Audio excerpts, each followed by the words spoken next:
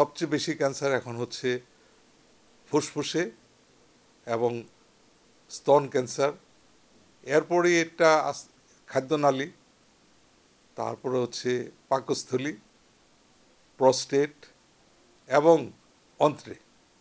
এখন এই পাঁচটাই হচ্ছে সবচেয়ে বেশি প্রাদুর্ভাব।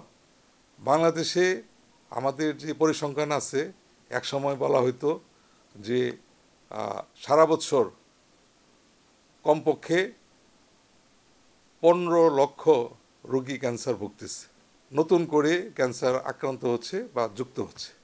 এর মধ্যে প্রতি বছর 1.5 লক্ষ রোগী ক্যান্সারে মারা যাচ্ছে এবং এই মৃত্যুর হারটা হচ্ছে আমাদের যে হৃদরোগের কারণে মানুষ মৃত্যু হয় সেটা সারা বিশ্বে 1 নম্বর, বাংলাদেশে 1 নম্বর, দ্বিতীয় সর্বোচ্চ কারণ হচ্ছে ক্যান্সারের কারণে। সুতরাং আমাদের অবশ্যই ক্যান্সার প্রতিরোধে সচেতন হতে হবে এবং যাতে করে ক্যান্সার না হয় সেজন্য আমাদেরকে বিভিন্ন পদক্ষেপ নিতে হবে। প্রথমেই যে জিনিসটার কারণ হচ্ছিল ধূমপান। আমাদের ধূমপান এবং তামাক জাতীয় পণ্য বর্জন করতে হবে। কোলন ক্যান্সার প্রতিরোধে 50 বছরের বয়সের পর স্ক্রিনিং করতে হবে। স্তন ক্যান্সারের প্রতিরোধের জন্য নিয়মিত নিজের স্তন নিজেই পরীক্ষা করতে হবে। জরা ও মুখের ক্যান্সার প্রতিরোধে ভ্যাকসিন বের হয়েছে, সেই ভ্যাকসিনকে নিতে হবে।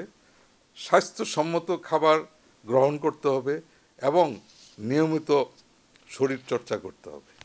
এছাড়াও আরও কিছু বিষয় আছে, যেমন সুপারি, জর্দা, তামাক পাতা, সেগুলো আমাদেরকে পরিহার করতে হবে।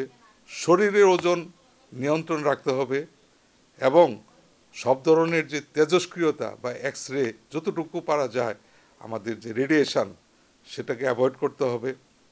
হেপাটাইটিস বি ভ্যাকসিন, যাতে করে হেপাটাইটিস বি না হয় সেই ভ্যাকসিন নিতে হবে। রঙিন খাদ্য এবং পানীয়, ভেজাল এবং নিম্নমানের ওষুধ এবং কসমেটিক বর্জন করা উচিত। প্রচুর পরিমাণে শাকসবজি, ফলমূল এবং আঁশজাতীয় খাদ্য খেতে হবে এবং শরীরে কোনো অস্বাভাবিকতা যদি দেখা দেয় তাহলে ডাক্তারের কাছে যেতে হবে। এবং সর্বোপরি সর্বসাধারণ স্টেক হোল্ডার, সরকার, জনগণ, পরিবার যাতে এই ক্যান্সারের ভয়াবহতা এবং এর বিরুদ্ধে যে যুদ্ধ সেটার সাথে সবাই সামিল হতে পারে, সেটাই হচ্ছে ক্যান্সার দিবসের উদ্দেশ্য। নিবেদক রেনাটা পিএলসি।